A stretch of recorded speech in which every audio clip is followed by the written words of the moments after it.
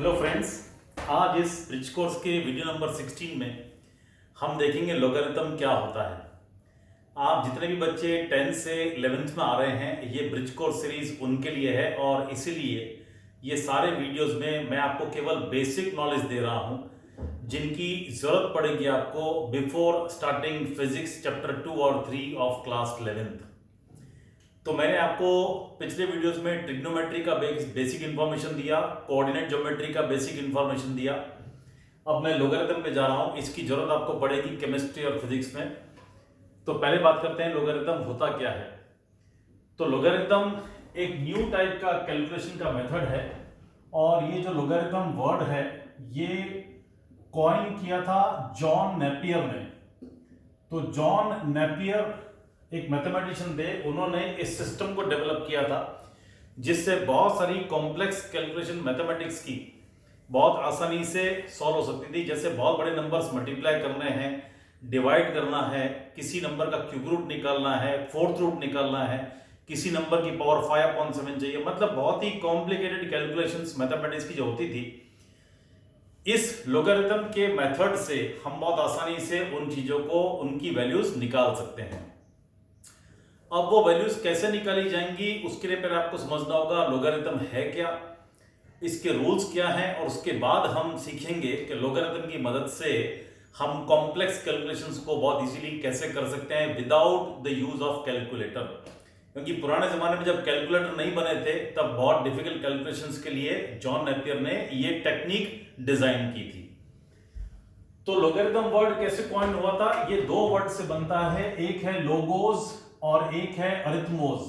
ये दो वर्ड से बनता है। लोगोस ये ग्रीक वर्ड्स हैं और अरिथमोस, मैं केवल आपको इंटरेस्ट के लिए ये बातें बता रहा हूं, हालांकि इनका इससे कोई मीनिंग नहीं है। लोगोस मतलब प्रोपोर्शन, लोगोस का मतलब ग्रीक में प्रोपोर्शन होता है, यानी प्रोपोर्शन ऑफ टू नंबर्स, और अरिथमोस मतलब नंबर।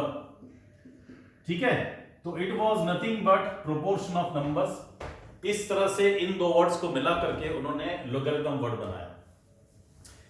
तो लोगरिथम वर्ड कहां से आता है? दो वर्ड की कॉम्बिनेशन से, लोगोस और अरिथमोस। लोगोस मतलब प्रोपोर्शन, अरिथमोस मतलब नंबर। और ये टेक्निक है हमारी बहुत ही कॉम्प्लेक्स कैलकुलेशंस को इजी करने के लिए। तो पहले समझते हैं कि लॉग एक्चुअली है क्या, उन्होंने क्या सोच के लॉग बनाया, उनके दिमाग में क्या बात थी। तो बच्चों आपको ऑलरेडी मालूम है कि एक्सपोनेंट क्या होता है। Exponent means power. तो आप इस तरह से लिखते होंगे 8 मतलब 2 की पावर 3। अब ध्यान दीजिएगा बहुत, 8 को मैंने लिखा 2 की पावर 3, 25 को मैंने लिखा 5 का स्क्वायर, 100 को मैंने लिख दिया 10 का स्क्वायर।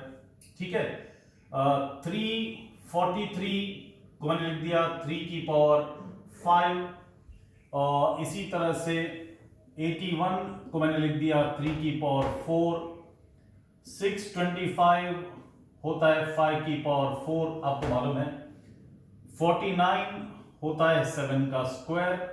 पहले मैं कुछ बातें लिख रहा हूं आपके लिए ताकि आपको समझ में आए।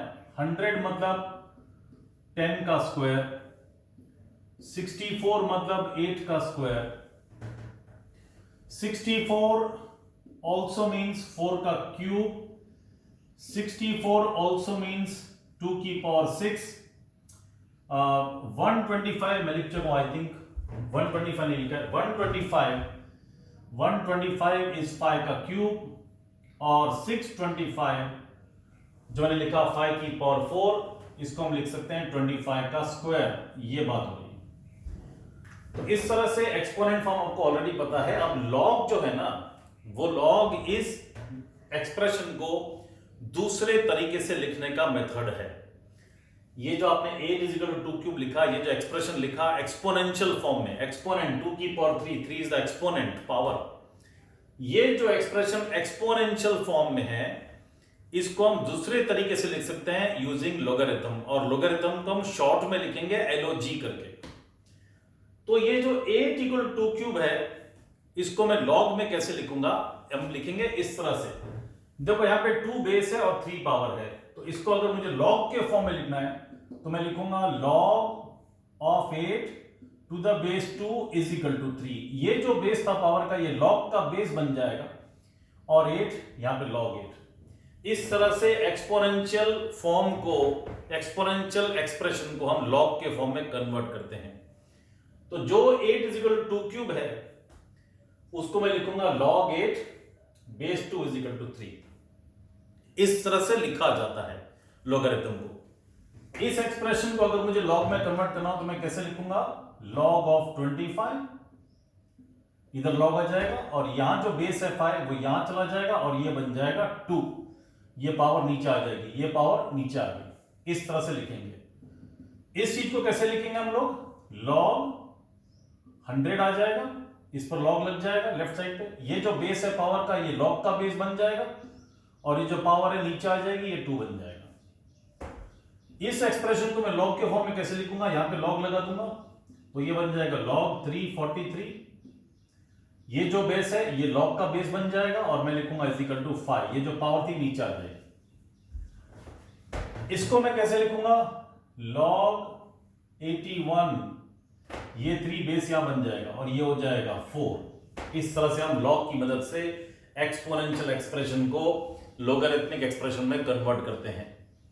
इस चीज को log की मदद से कैसे लिखा जाएगा, log 625 to the base 5 is equal to 4, log 49 to the base 7 बन जाएगा 2। यहां पर कैसे लिखा जाएगा, log 100 to the base 10 बन जाएगा 2।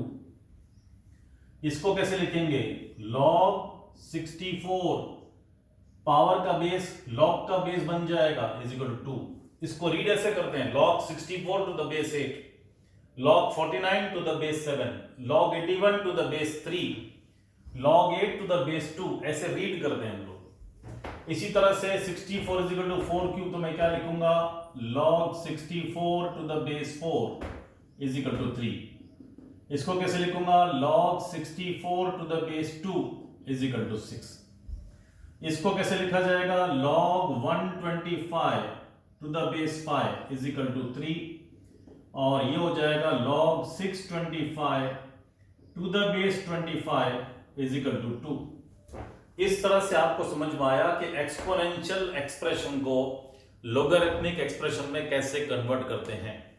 कोई भी एक्सपोनेंशियल इक्वेशन दे रखी है आपको, ये एक्सपोनेंशियल इक्वेशन है, इसको लोगरिथमिक इक्वेशन में कैसे कन्वर्ट करते हैं ये आपको समझना है। अब देखो बच्चों, मैंने कहा log 8 to the base 2 है 3, तो आपसे कहा जाएगा log 8 to the base 2 की वैल्यू क्या है, वो आपके सामने 3 है। लेकिन अगर मैं आपको सिर्फ ये पूछूं कि log 8 to the base 2 की वैल्यू क्या है, तो आपको मन में ये सोचना है कि 2 की पावर क्या होनी चाहिए ताकि आंसर 8 आ जाए। जब मैंने आपसे पूछा log 8 to the base 2 इसकी वैल्यू कितनी है, मैंने आपको कहा इसकी वैल्यू बताओ log 8 to the base 2, तो आपको सोचना है 2 की पावर क्या होनी चाहिए, इस बेस की पावर क्या होनी चाहिए ताकि मुझे आंसर 8 मिल जाए। अब आप सोचेंगे मन में 2 की पावर 3 करने से आंसर 8 आएगा, तो आप इसका वैल्यू बताएंगे 3, तो log 8 to the base 2 की वैल्यू हो गई 3। इस तरह से आपको सोचना है इस बात को, log ये चीज है। मैं पूछूंगा log 25 to the base 5 की वैल्यू क्या है, तो आप क्या जवाब देंगे, आप मन में क्या सोचेंगे, इस बेस की पावर क्या होनी चाहिए ताकि आंसर 25 आ जाए। अब आपको पता है 5 का स्क्वायर करेंगे तो 25 आएगा, तो आप कहेंगे इस पूरे एक्सप्रेशन की वैल्यू 2 है। इसी तरह से यहां पे आपसे पूछा जाएगा log 100 to the base 2 10 की वैल्यू क्या है, log 100 to the base 10 की वैल्यू क्या है, तो आप क्या सोचेंगे 10 की पावर क्या होनी चाहिए ताकि आंसर 100 आ जाए। आपको मालूम है 10 की पावर 2 होगी तो आंसर 100 आएगा, इसलिए इस एक्सप्रेशन की वैल्यू कितनी आएगी 2। तो log 100 to the base 10 की वैल्यू 2 है और ये वैल्यू 2 क्यों हो रही है, अब आपको समझ में आना चाहिए। देखिए यहां पर 3 की पावर क्या करेंगे ताकि आंसर 343 आएगा, 3 की पावर 5 करेंगे तो आंसर 343 आएगा, इसलिए इस पूरे एक्सप्रेशन की वैल्यू 5 है। तो log 343 to the base 3 कितना बन जाएगा, 5 बन जाएगा। ये बात है, इस तरह से आपको इन सब बातों को रीड करना है। प्लीज कॉपी पॉज करके कॉपी कर लीजिए, बहुत इंपॉर्टेंट चीज है। तो मैंने आपको सबसे पहले से ये समझाया कि लोगरिथम वर्ड कहां से आया, और आपको मैंने बताया कि एक्सपोनेंशियल इक्वेशन को लोगरिथमिक इक्वेशन में कन्वर्ट कैसे करते हैं, लॉग हमारे लिए क्या है, थोड़ा आपको रफ आइडिया आया। अब चलिए देखते हैं कि आपको पता चल रहा है कि नहीं। ठीक है, देखो लेट अस चेक कि आपको कितना मालूम चला लॉग के बारे में। अगर मैं आपसे ये पूछता हूं कि बताइए log 64 टू द बेस 2 कितना होगा, तो आप सोचेंगे 2 की पावर क्या होनी चाहिए ताकि आंसर 64 आ जाए। तो 2 की पावर 6 64 होता है, इसलिए आंसर 6 हो जाएगा। जो 2 की पावर आएगी वो आंसर बनेगा। इसी तरह से मैंने आपसे कहा log 64 टू द बेस 4 कितना होगा, तो आप सोचेंगे 4 की पावर क्या होनी चाहिए ताकि आंसर 64 आ जाए।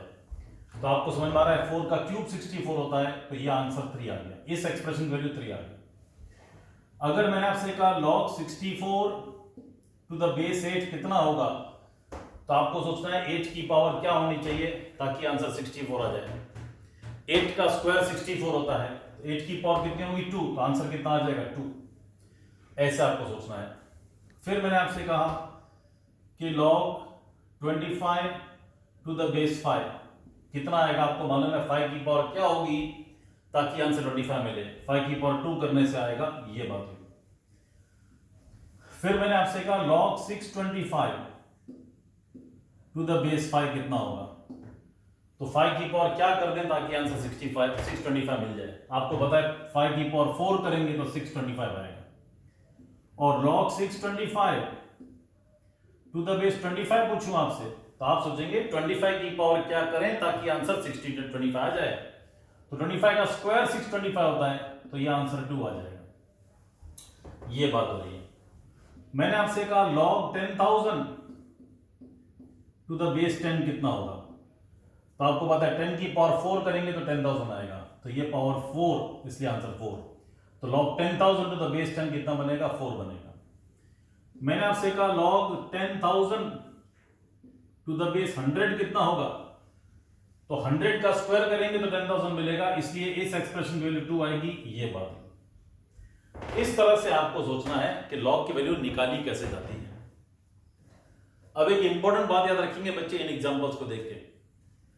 इन तीनों सम्स में मैंने log 64 की वैल्यू पूछी है, लेकिन अगर मैंने बेस चेंज कर दिया तो आंसर चेंज हो गया। आप देख सकते हैं log तो हमने सेम नंबर का निकाला है, log 64 log 64 log 64, लेकिन अगर बेस चेंज कर दिया तो मेरी वैल्यू यहां पे क्या हो गई, चेंज हो गई। तो log की वैल्यू बेस पर भी डिपेंड करती है। Base plays a very important part. यहां देख लीजिए log 625 log 625, पहले बेस 5 है, बाद में 25 है। बेस बदल गया तो आंसर बदल गया। यहां पर भी देख लीजिए 10,000 में log 10,000 निकाल रहे हैं, एक बार बेस 10 लेके एक बार 100 लेके, तो आंसर चेंज हो गया। तो log की जो वैल्यू है वो इस नंबर पे भी डिपेंड करेगी और इस पे भी डिपेंड करेगी। ये बात आपको समझ में आनी चाहिए। तो log का जो बेस है वो हमारे लिए बहुत इंपॉर्टेंट है। log 64 की वैल्यू हमेशा सेम नहीं आएगी, वो डिपेंड करेगी आपका बेस क्या है। log 64 का बेस अगर 2 है तो आंसर 6 आ रहा है, बेस 4 है तो आंसर 3 आ रहा है। इस तरह सोचना है आपको। तो log तो सेम नंबर का निकाला आपने, लेकिन अगर बेस बदल गया तो आंसर चेंज हो गया। तो सिर्फ नंबर सेम होने से यहां पे आंसर सेम आएगा ऐसा नहीं है, प्लीज अंडरस्टैंड। ठीक है, चलिए इतनी बात मैंने आपको सिखाई, आगे बढ़ते हैं। इसको प्लीज कॉपी करते जाइए। और मैंने इसमें आपको यह बताया कि base is very important to find value of log। ठीक है, अब देखिए अगर मैं आपसे पूछता हूं कि log 2 टू द बेस 2 कितना होगा, मैंने आपसे कहा log 5 टू द बेस 5 कितना होगा, log 7 टू द बेस 7 कितना होगा, log 100 टू द बेस 100 कितना होगा। ठीक है बच्चों, log 25 टू द बेस 25 कितना होगा, एंड सो ऑन। अब इसमें देख लीजिए 2 की पावर क्या करें ताकि आंसर 2 आए, 1। यहां पे भी 5 की पावर क्या करें ताकि आंसर 5 मिले, पावर 1 करनी पड़ेगी। 7 की पावर क्या रखें ताकि आंसर 7 आए, 1 अगेन। 100 की पावर, इस 100 की पावर क्या रखें ताकि आंसर 100 आए, अगेन 1। 25 की पावर क्या रखें ताकि आंसर 25 आ जाए, 1। तो इन सभी में जो आंसर आ रहा है मेरे पास कितना आ रहा है, 1 आ रहा है। तो इन सब बातों को देख के आपको समझ में आ रहा होगा कि यहां पे और यहां पे अगर नंबर सेम है, यहां पे और यहां पे नंबर सेम है, तो log का आंसर हमेशा 1 आएगा। तो आप रूल क्या रखेंगे, log x to the base x will be always 1, log x to the base x will be always 1, ये बात हो रही है। अब कुछ बातें और समझ लीजिए बच्चों इस रूल को लिखने के बाद। ये जो नंबर है मेरा बेस, लॉग में ये जो बेस होगा ये हमेशा पॉजिटिव रहेगा, लेकिन 1 कभी नहीं होगा। तो x हमेशा पॉजिटिव रहेगा, जो बेस ऑफ द लॉग बनेगा वो हमेशा पॉजिटिव होगा। तो मेरा जो लॉग का बेस होता है x, ये हमेशा पॉजिटिव होता है, और पॉजिटिव में 1 अलाउड नहीं है। ऐसा क्यों है? क्योंकि जो बच्चे मैथ्स ले रखे हैं वो जब फंक्शन चैप्टर करेंगे उन्हें पता चलेगा कि हम जो है बेस लॉग का 1 क्यों नहीं लेते हैं, उनको पता चलेगा, और ये भी मालूम चलेगा हम बेस पॉजिटिव क्यों लेते हैं। जब वो फंक्शन चैप्टर पढ़ेंगे उनको पता चलेगा 1 फंक्शन क्या होता है, इनवर्स फंक्शन कैसे एग्जिस्ट करता है, तब मैथ्स वाले बच्चों को बताया जाएगा कि हम बेस को क्यों बोलते हैं हमेशा पॉजिटिव रखो और 1 मत रखो, ऐसा क्यों बोलते हैं। फिलहाल आप याद रखेंगे लॉग का जो बेस होता है, आप प्लीज इनको याद रखेंगे बातों को शॉर्ट में, क्योंकि ये ब्रिज कोर्स चल रहा है। बेस हमेशा पॉजिटिव होना चाहिए लेकिन 1 नहीं होना चाहिए, और जिस नंबर का लॉग हम निकाल रहे हैं, जिस नंबर का हम लॉग निकाल रहे हैं वो हमेशा पॉजिटिव होना चाहिए। ये 1 हो सकता है, कोई दिक्कत नहीं है। मतलब इन शॉर्ट में आपको बताना चाह रहा हूं, चलो ऐसे नहीं लिखता हूं, ये लिख दिया मैंने, मैं ऐसे लिखता हूं log a to the base b। अगर मेरे पास कोई नंबर m है, अगर कोई नंबर मेरे पास m है, जैसे मैंने आपको बताया कि log 64 to the base 2 6 हो गया था, फिर मैंने बताया log 81 to the base 3 4 हो जाएगा। तो यहां पर एक नंबर है, यहां पर एक नंबर है और यहां पर एक नंबर है। तो मान लीजिए log a to the base b कितना है, m है मेरे पास। तो आपको समझना क्या है, a has to be always positive, मतलब log हम हमेशा पॉजिटिव नंबर का निकालेंगे, यहां पे नंबर 0 नेगेटिव नहीं हो सकता। जो बेस है वो हमेशा पॉजिटिव होगा और 1 नहीं होगा, ठीक है। जो बेस है log का वो 0 से बड़ा रहेगा और 1 नहीं होगा।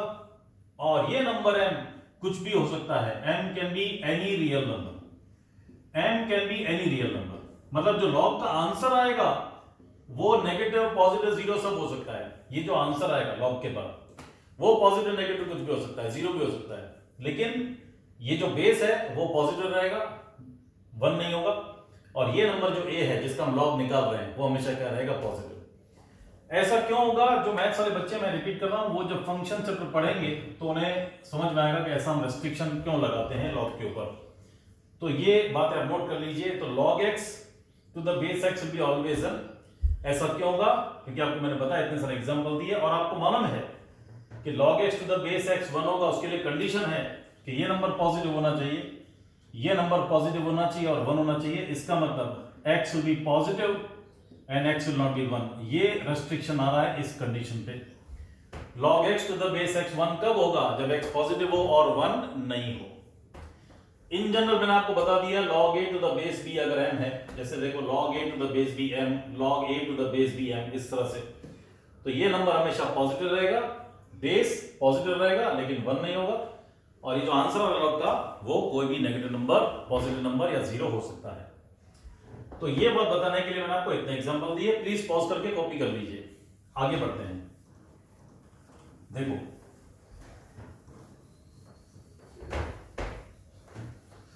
एक और रूल सीखते हैं। log 1 to the base 2 कितना होगा, log 5 to the base, log 1 to the base 10 कितना होगा, log 1 to the base 3 कितना होगा, log 1 to the base 100 कितना होगा, log 1 to the base 50 कितना होगा, log 1 to the base 10 कितना होगा। ये सॉरी, ये 25 ले लेते हैं, 10 ले चुके हैं, ये बात हो रही है। तो इन चीज में मैं देख रहा हूं कि मैं हमेशा log of 1 निकाल रहा हूं और मैं बेस चेंज करता जा रहा हूं। अब सोचिए कि 2 की पावर क्या होनी चाहिए ताकि आंसर माना जाए। आपको मालूम है कि किसी भी पॉजिटिव नंबर की पावर 0 करेंगे तो आंसर 1 आएगा, तो 2 की पावर 0 करने से 1 आएगा। 10 की पावर क्या होनी चाहिए ताकि आंसर माना जाए? 10 की पावर 0 1 होता है। 3 की पावर क्या होनी चाहिए ताकि आंसर माना जाए? 3 की पावर 0 1 होता है। 100 की पावर क्या होनी चाहिए ताकि आंसर माना जाए? 100 की पावर 0 होती है, 1 होगा। 50 की पावर क्या होनी चाहिए ताकि आंसर 1 आ जाए? 50 की पावर 0 होनी चाहिए, 25 की पावर 0 होनी चाहिए आंसर 1 के लिए। कुल मिला के बात यह है कि इन सब में मेरा जो आंसर है आप देख रहे हैं वो कितना आएगा? 0।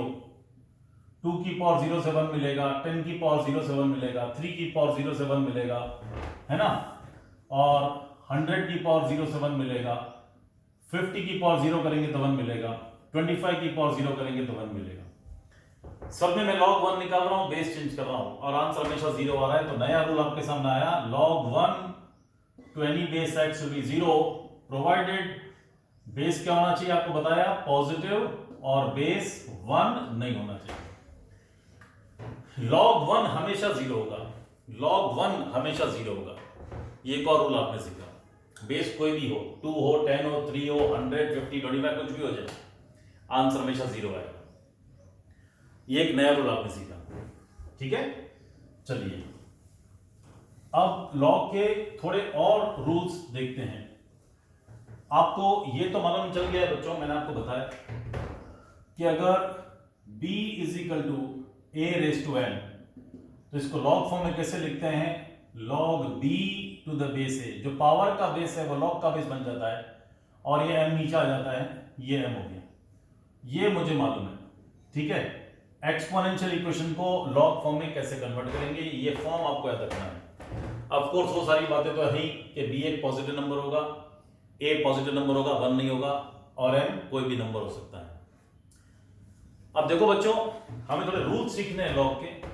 तो पहला रूल जो आप सीखने जा रहे हैं, वैसे और पहले ही 2 बचा चुका हूं, अब नेक्स्ट देखिए, लॉग ए बी, या चलो पी क्यू लेता हूं, लॉग पी क्यू, मतलब पी और क्यू दो नंबर्स हैं, उनका log, that will B log P plus log Q.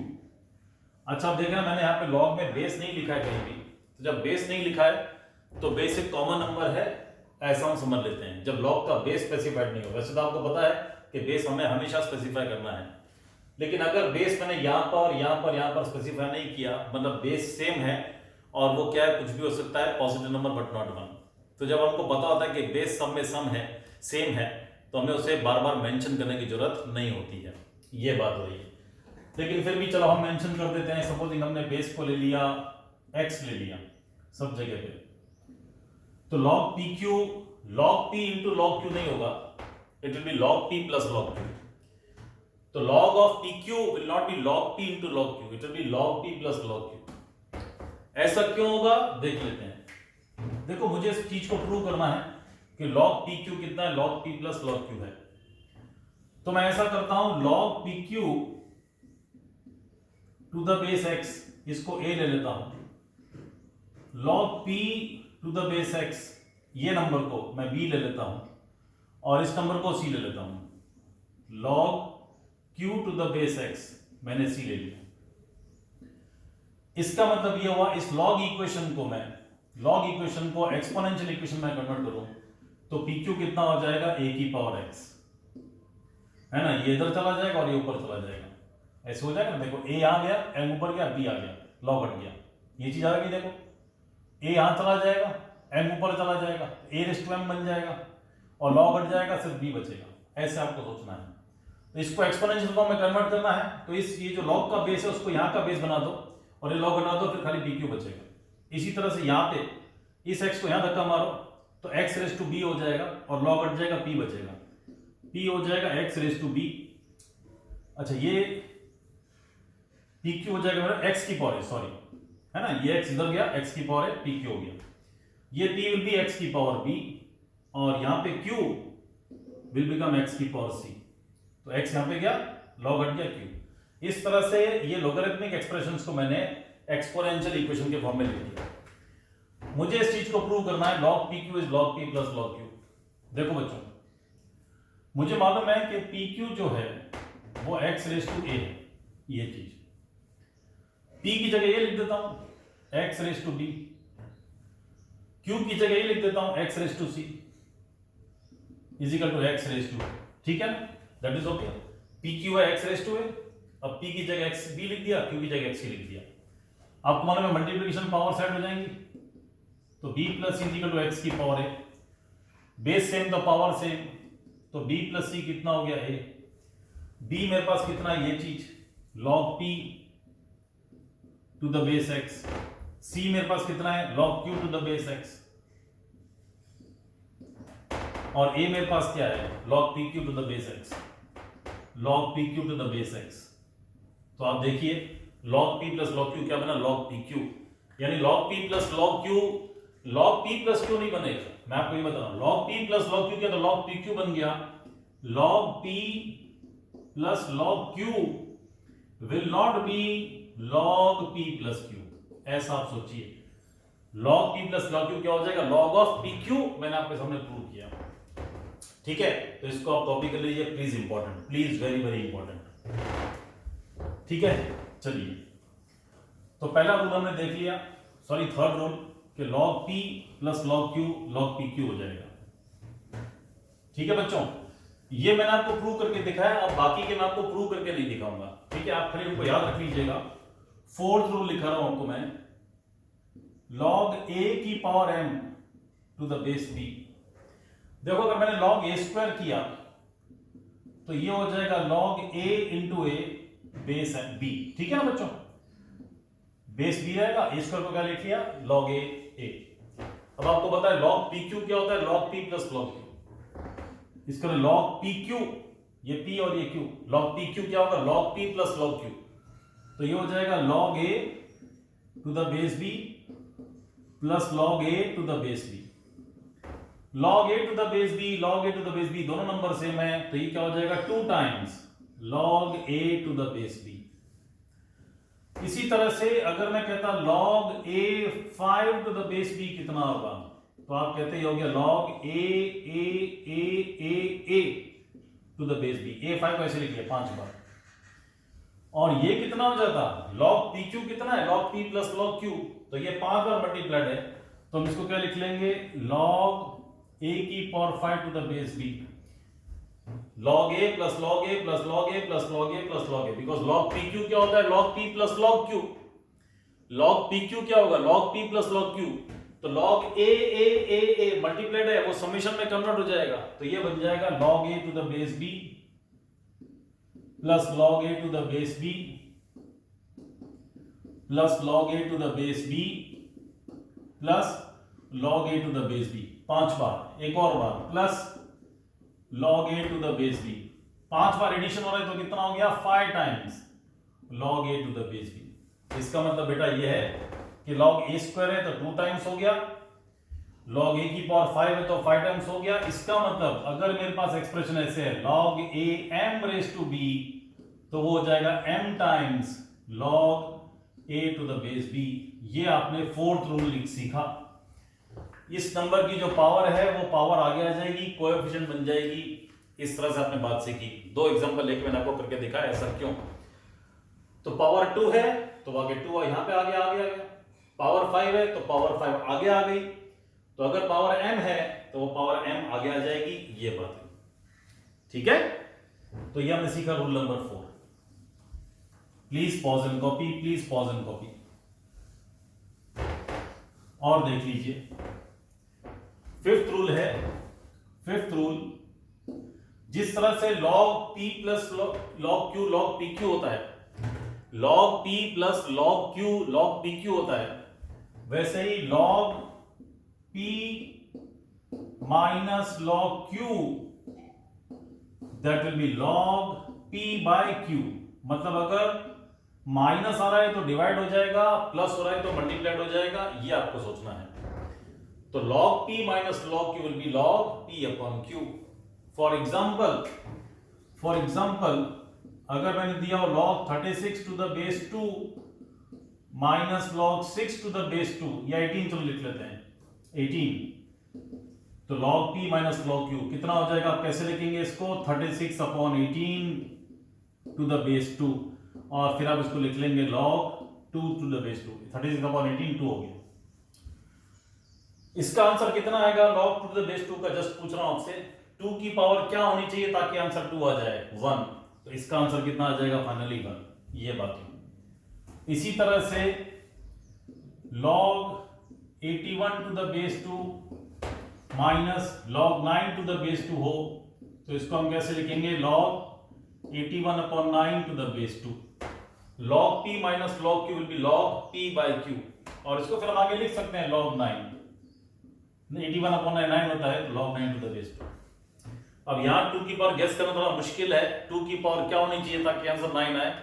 उसी के लिए लॉगरिथमिक टेबल्स हैं जो आपको मदद करेंगे ये समझाने में कि 2 की पावर क्या होनी चाहिए ताकि आंसर 9 आ जाए. वो आप लॉग टेबल से देख के सीखेंगे, उसको बाद में करेंगे. एक और लिख के दिखाता हूं. log 100 to the base 3 minus log 25 to the base 3. log p minus log q, इसको मैं कैसे लिखूंगा? log p by q, और बेस सेम रहेगा 3. ये तभी पॉसिबल होगा जब बेस सेम है सब जगह पे. अगर बेस सेम नहीं होगा तो पॉसिबल नहीं है. याद रखेंगे बच्चे. तो 100/125 4, तो ये हो गया log 4 to the base 3. Again 3 की पावर क्या होनी चाहिए ताकि आंसर 4 मिले? उसके लिए हमको लॉग टेबल्स की जरूरत पड़ेगी. एनीवे, तो मैंने आपको ये रूल बताया कि log p minus log q क्या लिखेंगे? log p upon q, log p minus q नहीं. ठीक है. Fifth rule. Then sixth rule है हमारे पास, लास्ट रूल, सिक्स्थ रूल, जिसको हम चेंज ऑफ बेस बोलते हैं. बहुत important, change of base. Change of base का मतलब क्या है बच्चों? जैसे log a to the base b है, इसको मैं लिख सकता हूं log a to any base x upon log b to any base x. मतलब यहां पर पहले मुझे बेस b दिया हुआ था, यहां पे देख रहे हैं log का बेस मैंने क्या कर दिया? x. तो मैंने बेस चेंज कर दिया, इसलिए इस थ्योरम का नाम है चेंज ऑफ बेस. तो log a to the base b को मैं log a upon log b लिख सकता हूं, और with any one common base, जो भी मेरी इच्छा हो. ये बेस को मैं 2 रख सकता हूं, 4 रख सकता हूं, 9 रख सकता हूं, लेकिन दोनों में रखना पड़ेगा सेम. कुछ भी मन चाह बेस आप रख सकते हैं, प्रोवाइडेड आपको मालूम होना चाहिए कि बेस पॉजिटिव होना चाहिए और 1 नहीं लेना चाहिए. यह बात आप जानते हैं. तो log a to the base b बनेगा log a to the base x, log b to the base x. देखो इसका एक एग्जांपल देखते हैं. हमें मालूम है कि log 64 टू द बेस 2 कितना आएगा? 2 की पावर क्या होनी चाहिए ताकि आंसर 64 आ जाए? मुझे मालूम है इसका आंसर 6 आएगा. 2 की पावर 6 से बनेगा 64. अब ये जो log 64 टू द बेस 2 है, इसको मैं लिख सकता हूं log 64 upon log 2, log a to the base b, log a upon log b. log a upon log b कर दिया मैंने with any one common base, with any one common base. तो सपोज मैंने बेस 2 कर दिया, यहां पे base 2 कर दिया. तो मुझे मालूम है log 64 टू द बेस 2, 2 की पावर क्या होनी चाहिए ताकि आंसर 64 आ जाए? कितना होना चाहिए? 6. 2 की पावर क्या होनी चाहिए ताकि आंसर 2 आ जाए? 1. तो 6 अपॉन 1 कितना हुआ? 6. तो अगर मैं log 64 टू द बेस 2 आ रहा है, 6 आ रहा है, गलत आंसर नहीं आ रहा है. ये बात आपको समझनी है. तो log a to the base b, log a to the base b को मैं लिख सकता हूं log a upon log b with any one common base. For example और भी लिख के देखते हैं. log 25 टू द बेस 3 को मैं लिख सकूंगा log 25 to the base 2 upon log 3 to the base 2. कोई फर्क नहीं पड़ता, बेस आप जो भी चाहे रख सकते हैं, कोई दिक्कत नहीं है.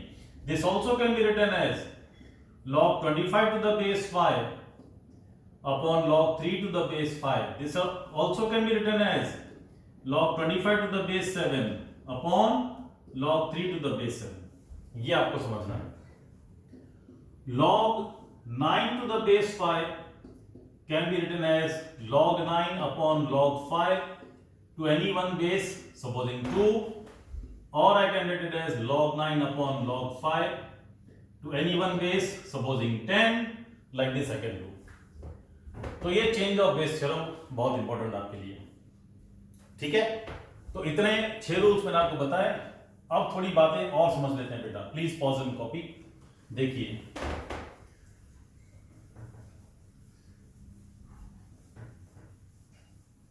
देखो बच्चों, आपको मैंने एक चीज बताई कि log pq to any one base will be log p plus log q. ठीक है ना बच्चों? अब देखो इसका मतलब यह हुआ कि log 6 मतलब 3 2 तो मैं उसको लिख सकता हूं log 3 प्लस log 2, है ना? 3 2 6 हो जाएगा. तो P और Q आपने 6 को लिखा 3 into 2, तो log 3 plus log 2 कर दिया, log 6 का लिख दिया log 3 plus log 2, of course common base है। अब आप log 6 के बारे में ऐसे भी, चलो एक और स्टेप लिखता हूं आपके लिए, ऐसे लिखा मैंने log 6 मतलब 3 into 2, फिर log PQ हो गया, तो इसको आपने कर दिया log P plus log Q। अभी जो log 6 मुझे निकालना है, इसको मैं सोच सकता हूं log -3 इंटू -2 भी सोच सकता हूं भाई, 6 तो -3 इंटू -2 भी है ना, 6 तो -3 इंटू -2 भी है।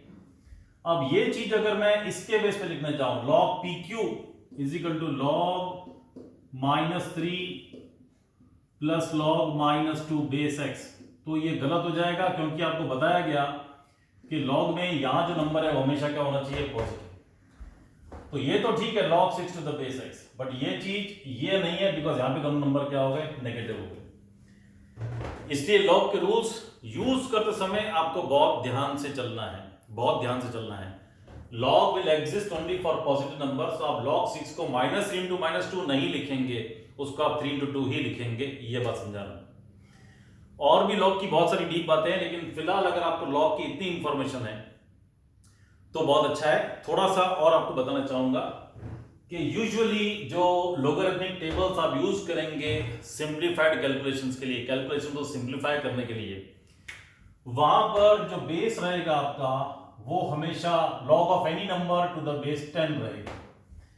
तो जो आप लोगरिथमिक टेबल्स यूज करने वाले हैं क्लास 11th और 12th में टू सिंप्लीफाई कॉम्प्लेक्स कैलकुलेशंस, वहां पर जो लोगरिथमिक टेबल्स आपको दी जाएंगी वहां पर बेस हमेशा 10 है। मैं आपको बता चुका हूं कि अगर बेस बदल देते हैं तो log की वैल्यू बदल जाती है। तो आप जो टेबल्स यूज करने वाले हैं वहां पर हमेशा बेस 10 रहेगा, और जब log का बेस 10 होता है तो इसको हम बोलते हैं कॉमन लोगरिथम, इसको हम बोलते हैं कॉमन log।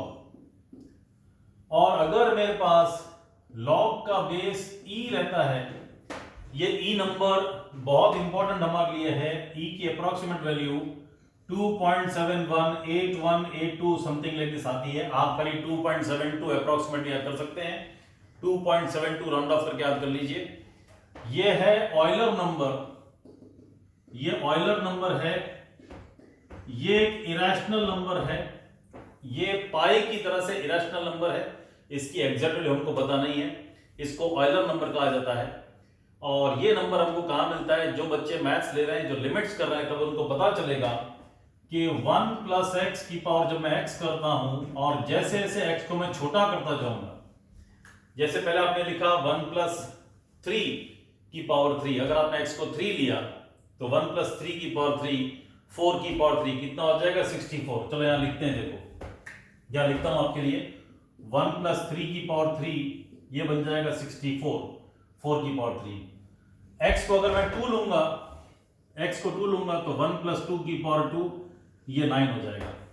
x को 1 लूंगा तो 1 प्लस 1 की पावर 1 ये 2 हो जाएगा। तो आपको समझ में आ रहा है, जैसे जैसे मैं x को छोटा कर रहा हूं नंबर छोटा हो रहा है, 64 पहुंच गए, 9 पहुंच गए, 2 पहुंच गए, इस तरह की बात। लेकिन जैसे जैसे आप x को और भी छोटा करते जाएंगे, 0.9, 0.8, 0.7, 0.6, 0.5, 0.3, 0.2, 0.1, 0.01, 0.001, इस तरह से, तो 1 प्लस x की पावर x इस नंबर को अप्रोच करती है, ये आपको समझना है। तो ये नंबर कहां से आता है, मैंने आपको बताया कि जैसे जैसे आप छोटा करते जाएंगे, x को और छोटा करेंगे 1 से, देखो यहां पर 1 तक पहुंचे वैल्यू डिक्रीज हुई है, और अब x को 1 से छोटा करेंगे, 0.8, 0.9, 0.6 लेंगे तो ये वैल्यू थोड़ी बढ़ती जाएगी और फाइनली कहां पहुंच के रुकेगी, 2.72 पे। तो ये e नंबर कहां से आता है, यहां से आता है। हमें x बहुत छोटा लेना है, बहुत छोटा लेना है, 0.1, 0.001 समथिंग लाइक दिस। तो ये नंबर की वैल्यू किसको अप्रोच करेगी, e को, जिसको हम ऑयलर नंबर कहते हैं, वैल्यू है 2.72। तो जब log का बेस e होता है तो इसे हम नेचुरल log कहते हैं, नेचुरल log। और फिर हम इसको LOGX नहीं लिखते हैं, हम उसे सिर्फ ln(x) ऐसे लिखते हैं।